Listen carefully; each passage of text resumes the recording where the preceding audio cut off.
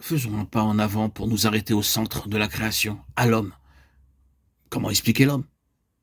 Que n'a-t-on pas écrit, que n'écrit-on pas encore sur l'évolution des mollusques et sur la préhistoire de l'Homo sapiens? L'homme. Comment expliquer Adam en tant que premier représentant de la race? Il y a dans les Écritures un petit passage qui répond à cette question. Adam était un type de celui qui devait venir, c'est-à-dire de Christ. Un type de celui qui devait venir. Voilà l'explication de l'homme. La voici, paraphrasée.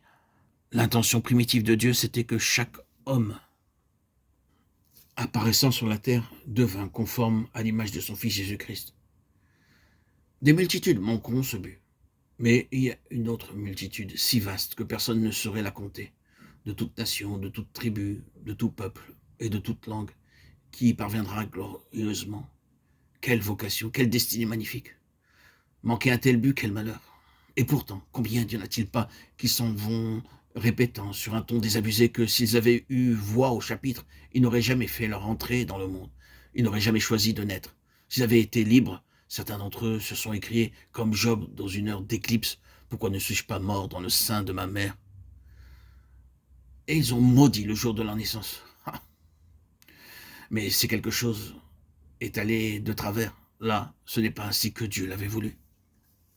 Même si nous avons des jours qui nous apportent plus d'ombre que de lumière, et où nous nous demandons si vraiment, tout bien considéré, la vie vaut la peine d'être vécue, revenons à la pensée de Dieu et ouvrons-lui les portes de notre être intime. Du point de vue de Dieu, notre naissance représente pour nous un privilège inestimable. C'est le plus grand honneur qui pouvait nous être conféré. Il n'y paraît pas tous les jours, sans doute, et nous ne tenons pas constamment ce langage. Mais sur ce point-là, nous sommes toujours contraints de revenir au point de vue de Dieu.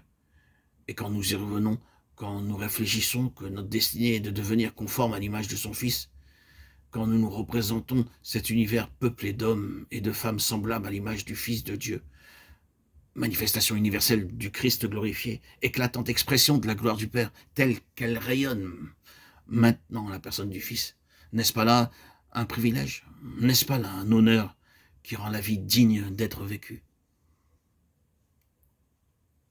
Voilà pour l'homme. Nous ne pouvons ici qu'effleurer chacun de ces sujets.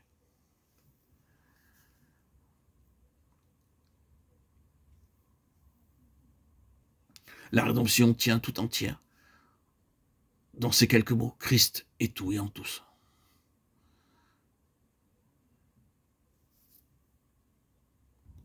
La croix, bien-aimés, frères et sœurs en Christ, chers amis, n'a jamais eu d'autre but que de faire de Jésus-Christ notre tout.